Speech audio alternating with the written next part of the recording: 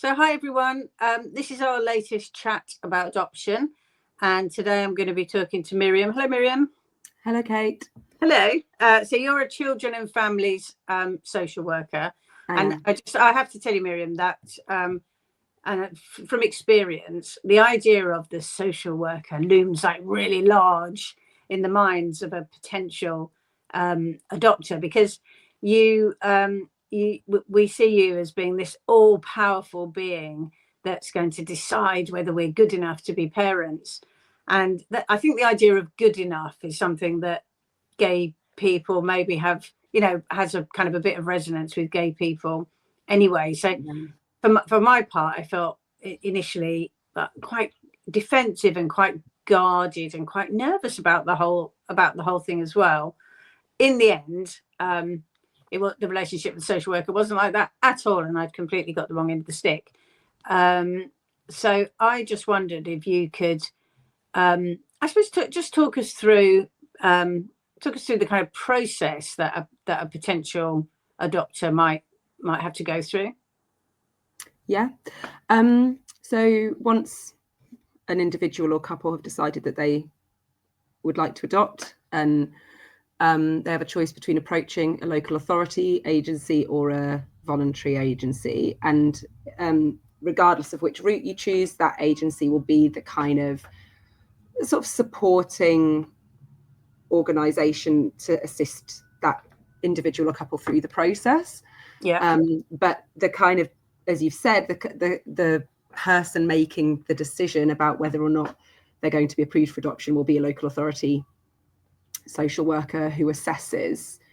Well, the wording, as you say, is a bit uncomfortable at times, the kind of whether somebody's good enough to be an adopter. But what that means is actually quite broad reaching, and we'll get into that in a little while. So what that assessment looks like is multiple visits and conversations over a period of sort of many months. I think they say that the average is 6 months.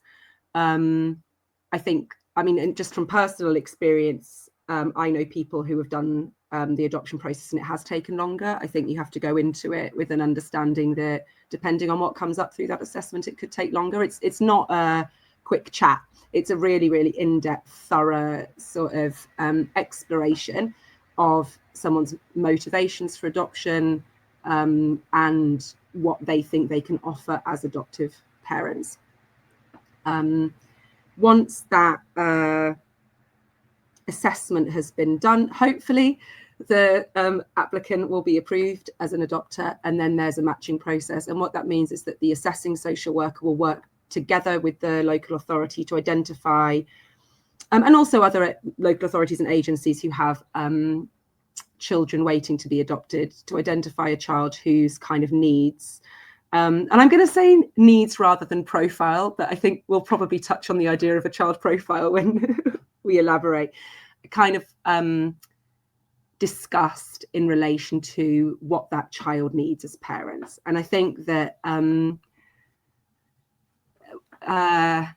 when a matching process takes place, the child social worker who has been through the process of identifying that this child needs to be adopted and can no longer remain in their family setting, they will have thought about what has this child experienced at the point that they are going to be adopted, and therefore what kind of parenting do they need in order to have the best chance at a kind of happy, healthy family life where their parents will be able to raise them with the sort of regular ups and downs that come from family life, but also with particular attention to attending to those early life experiences, or depending on how long the child has been in care, longer experiences of being looked after by different people, for example, when it comes up and when they need to explore those feelings that arise or want to understand where they've come from and how sort of suitable a particular adopter or a particular couple are to meet those needs in that child. So the hope is that the matching is quite personal. Once that's done, there'll be a series of introductory visits between the child and the adopters, where there's a sort of observation of that initial. This assumes that they haven't met before. There are times when a prospective adoptive child will already be in the care of their adopters through the foster to adopt type of structures. I think there's so many ways that we could go with this conversation. It's difficult not to go off on tangents, but in short, at that point of matching and that point of meeting, it's still not, the hope is that it will then be sort of smooth sailing from there, but other things can be identified, and at any point in that process, it can be brought to a halt. But then it's a matter of going to court, making an application for a court order that gives the adoptive parents parental responsibility over that child. And the difference between adoption and other ways of becoming a parent to a child is that when an adoption happens, other people with parental responsibility for that child lose parental responsibility, and you become the only parent of, or only two parents of that child at that point. Yeah, that's brilliant. I mean, it's interesting. The thing that leapt out of that for me is the focus on the child's needs, and of course that's completely obvious. But as a new potential adopter, all you're thinking about is you're thinking about what you would like. I mean, honestly, if that that's the way you approach it, and you might see a social worker as kind of being a barrier to that. But I found after a few sessions, I was like, oh, the social worker works for the child. It's not, the social worker's job is not to find me a child. The social worker's job is to put the best interest of the child first and make the match. And that really kind of made me, I mean, it sounds really obvious, but that really made me understand the relationship better, and particularly when it comes to matching. When I was adopting, I don't know if it's still going, there used to be a newspaper called Be My Parent, or as my friends called it, Please Love Me, which was full of all these pictures of these kids that you had to go through and see which ones you might kind of feel that you were matched with. It was very peculiar and emotional process, but that was by the time that you'd been approved. But regarding this, when you're assessing, when you're talking to a couple or to a single person that's adopting, from your perspective, what is it that makes it difficult to work with that parent, or is, I'm not going to say a red flag, but is points out to you that not that they're not suitable, but that it might not be for them?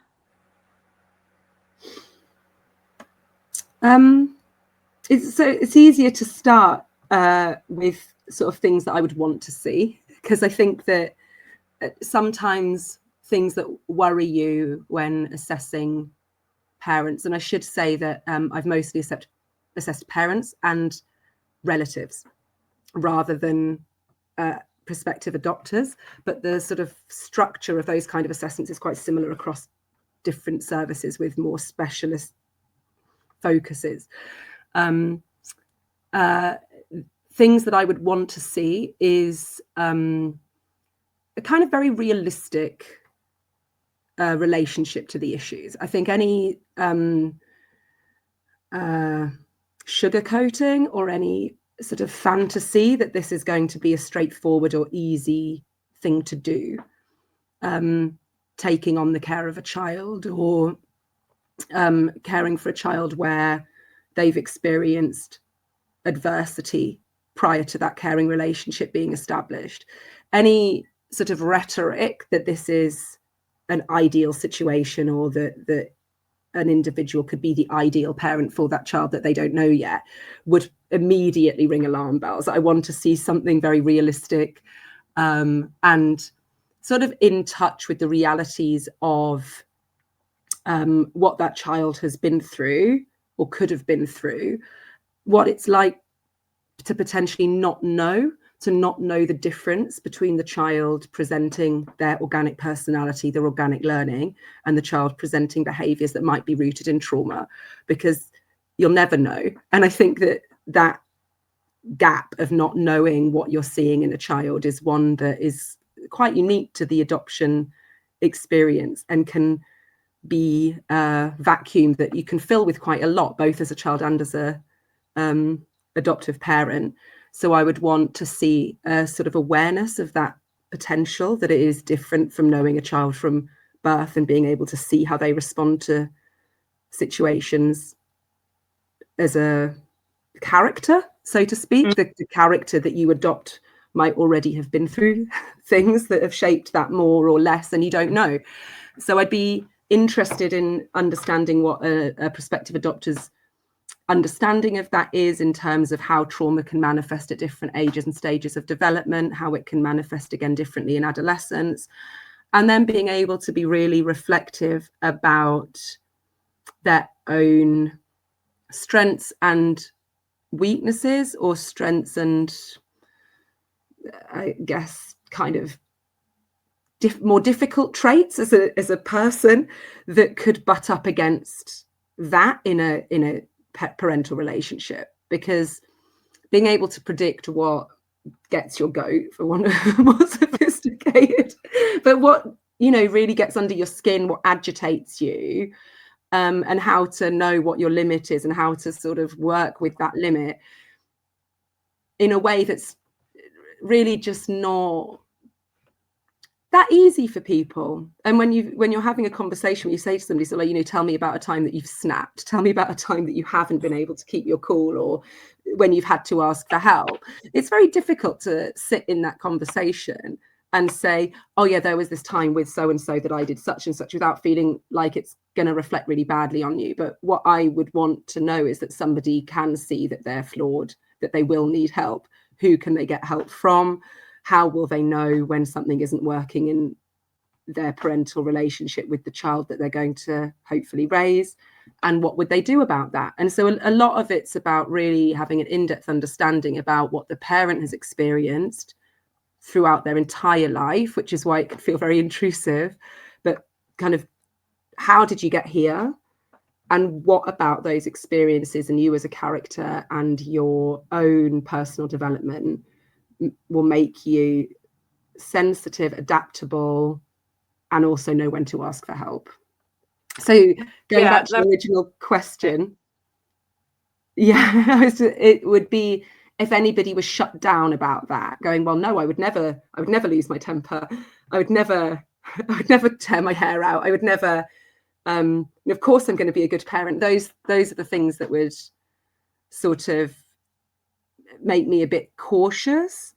Kind of a lack of willingness to talk about why things are the way they are, for better or worse. That's why it's so good. I think that the at the beginning, when you hear, you know, there's going to be visits over sort of 6 months, or you think, oh my god, well, you know, what am I going to talk about over all that time? But actually, it takes a little while to really understand that. I mean, I hate the expression safe space, but you know, but it is a safe to say, I'm not very good at this, or I'm worried about that, or I'm not sure how you know, how I would react to that. And because this is so, it feels so kind of high stakes, you really need to get to know your social worker and be able to trust them.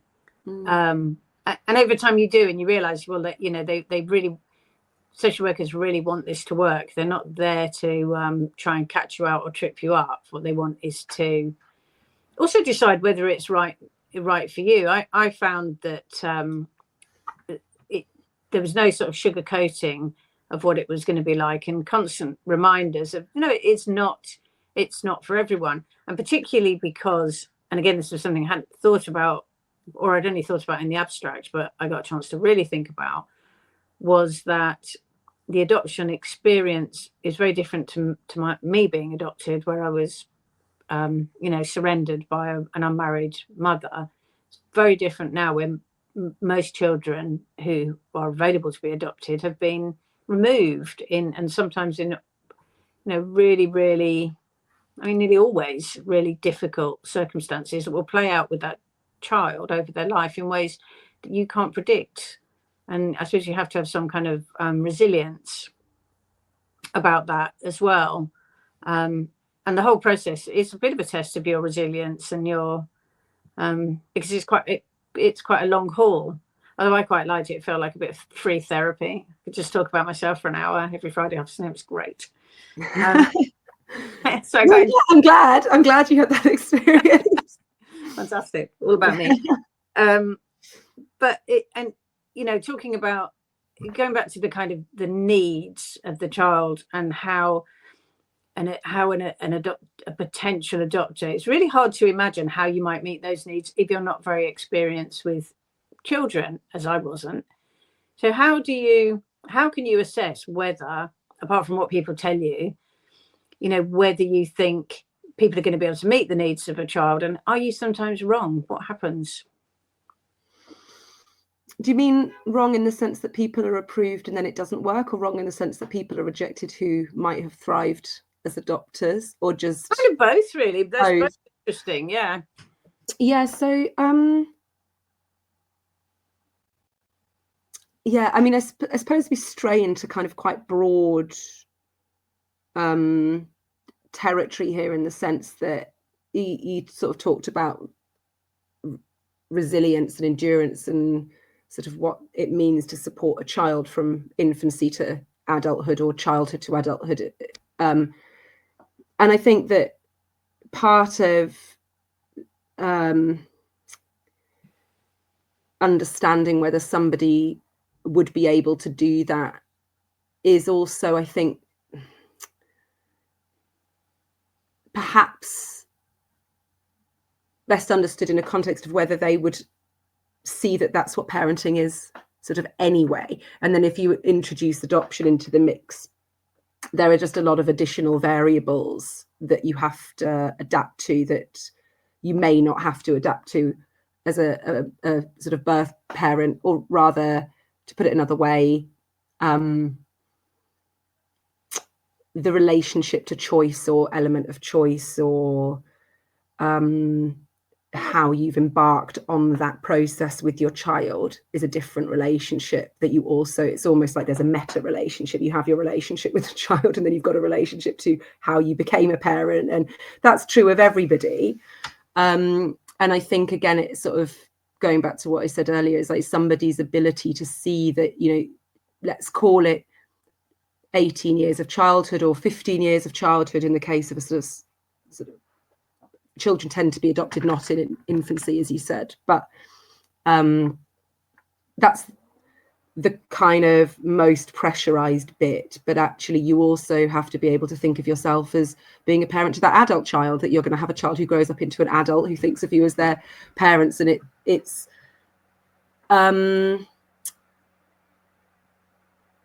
in a way, looking at their interpersonal relationships, the existing relationships they have with their friends and family, their relationships with colleagues, the relationships, you have to have 3 personal references as part of your assessment process, sort of conflict resolution, a lot of things that would indicate whether somebody can cope with conflict. Actually, I think what it boils down to is trying to find ways of understanding whether somebody can cope with conflict, how you deal with divergence. What do you do if your child doesn't like you, or you don't like your child at times, and arguments emerge? And if on top of those arguments there are questions of identity, because adoption isn't a sort of simple story that you had a baby and that baby grew up and now you fight. So what do you do with the conflicts around how to understand that identity?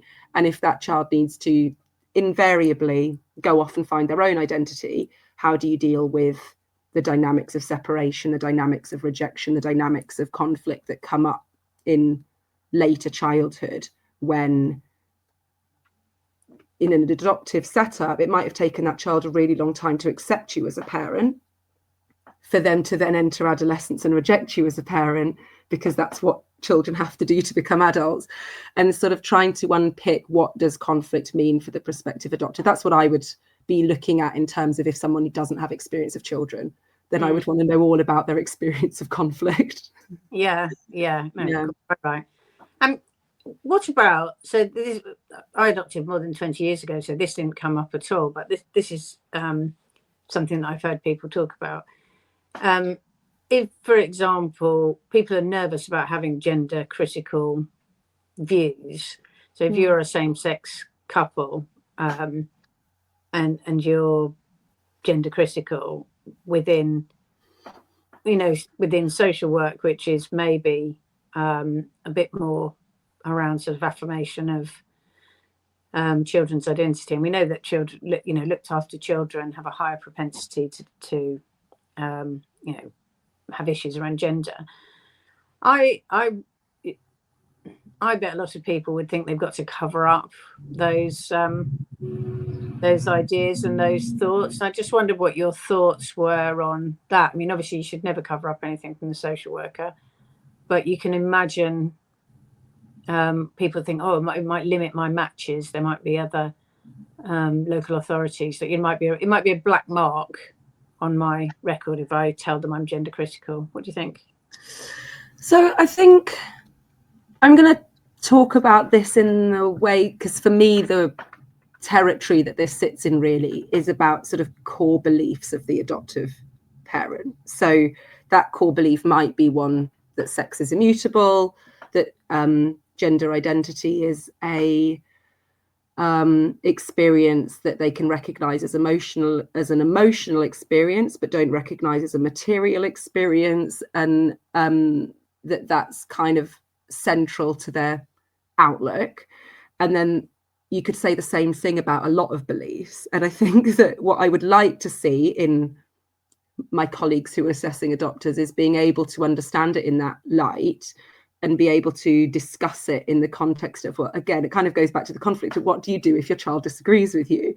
And so I'd like to see a environment in social work where, regardless of the views of the social worker, the core beliefs of an adoptive parent can be held with the same acceptance and status as any prospective adopter's core beliefs, whether that's because of gender critical beliefs or gender affirmative beliefs or religious beliefs or differences of scientific belief. I don't know how we would talk about those.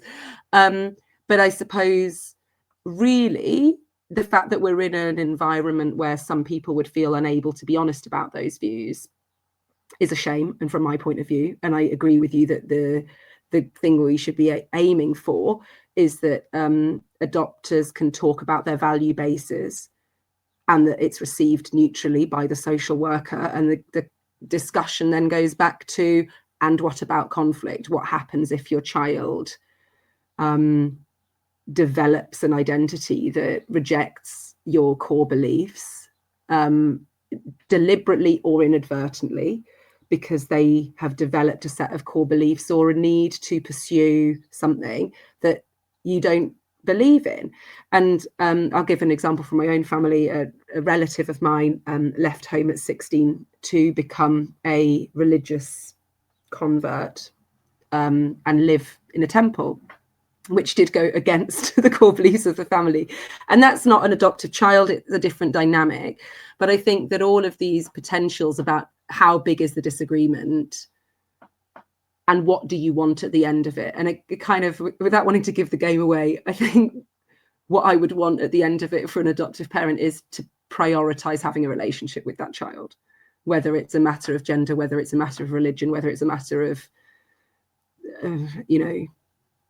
probably also bad behavior. That doesn't have to be belief based, it can simply be response based. So it's a shame that people would worry about being honest about being gender critical or viewing sex and gender and politics in a certain way. And I think it's a shame that it takes an exceptional position where other political or philosophical matters that are being hotly contested in our fairly turbulent political environment at the moment wouldn't be singled out in the same way. And I would like to think that that's not always going to be the case, and that the sort of parenting values come forward regardless of the sort of belief systems of the adopter. And when I say parenting values, what I would want to see is a strong emphasis on positive, comforting, reliable, safe parenting. When you talk about good enough. Yeah, that's brilliant. That's a really good and interesting answer, because how if you're not going to prioritize the child, doesn't matter what your belief is, that's something to worry about, isn't it, really? If you're, and more so with an adopted child, because those early bonds, that the more we understand about early infancy, the more we understand that rupture along the way does really shape an experience. And so if a child has been looked after before becoming adopted, you can assume at this stage, as you said, like, children are rarely surrendered for adoption. They are typically removed because of adversity and lack of safety. So by the time a child becomes adopted, a lot of those early bonding experiences that babies do automatically, given the right environmental opportunity, haven't been done, and need to be done in a much more sort of concerted, like deliberate wraparound way. It's a less passive role. And so a lot of the focus on, can you prioritize the bond with the child over your belief? And again, when I said that, you asked what I would be worried about, and I kind of talked about not wanting to be, sort of vague terms, reflective and self-effacing about what might go wrong. I think that, for want of a better word, rigidity around belief would also be something that would worry me, because it's that adaptability, that being able to go, actually, I need to prioritize this bond, and what do I need to do that?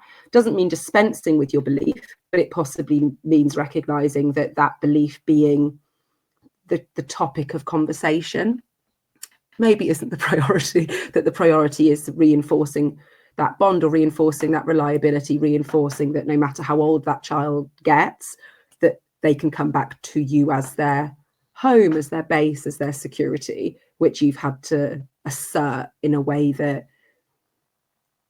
other children who grow up, hopefully in safe homes, don't have to have asserted by parents in the same way, because it's all of that organic early bonding that infants do will hopefully have happened. Great.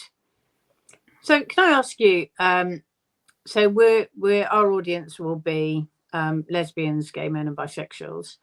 And I just wondered if you had any reflections or thoughts on either particular challenges for same-sex couples, or even any reasons why they might make a good adopter.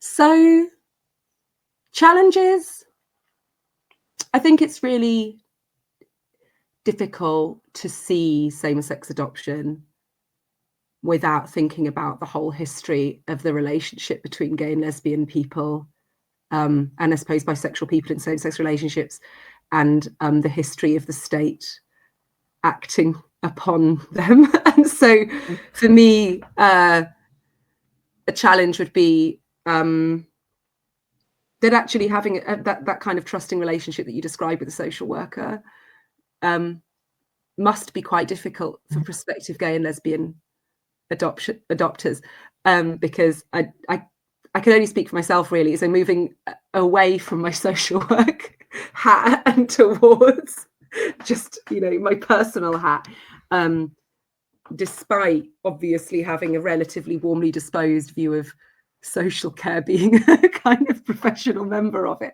I think I would struggle to not see this window of time, this relatively brief period of about 30 years that we're currently in, that same-sex adoption is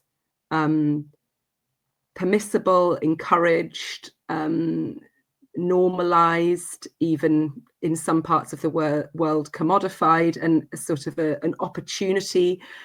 That's a very fleeting thing. So I think I would be, I suppose I would worry that a social worker working with me as a prospective lesbian adopter wouldn't necessarily know that history, and might not understand that the questions of good enough, the questions of eligibility, the questions of sort of having a kind of relationship with the state where your status as a parent is mediated through those structures and through those institutions. The individual social workers, and I'm not saying it with any sort of criticism here. You know, these are issues that have only directly affected a relatively small percentage of the population, and I'm also too young to have been directly affected by them. So I don't expect that every social worker can know gay and lesbian history in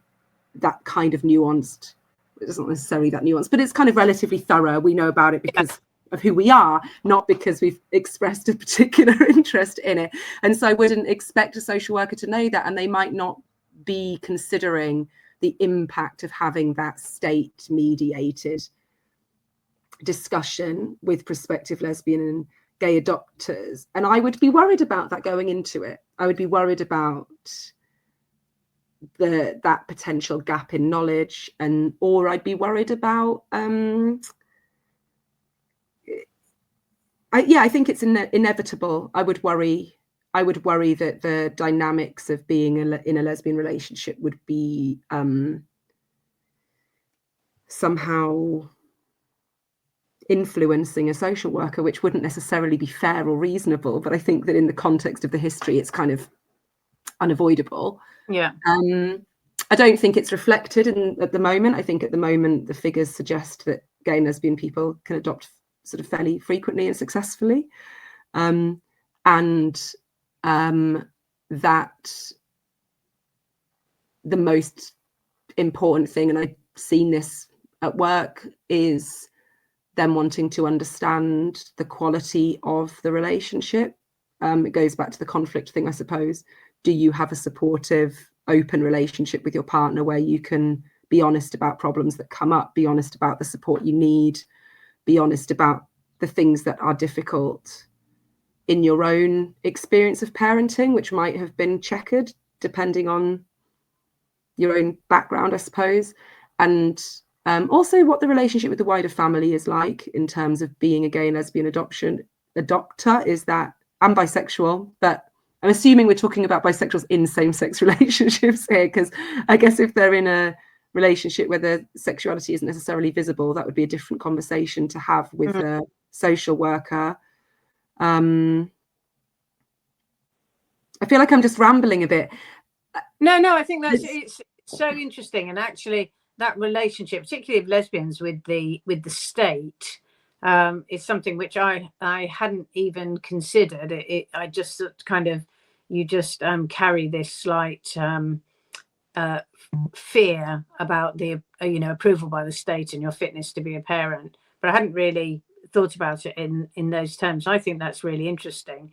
And I wondered, do you know, I don't know if these figures even exist. I know there's a certain proportion of adoptions that break down.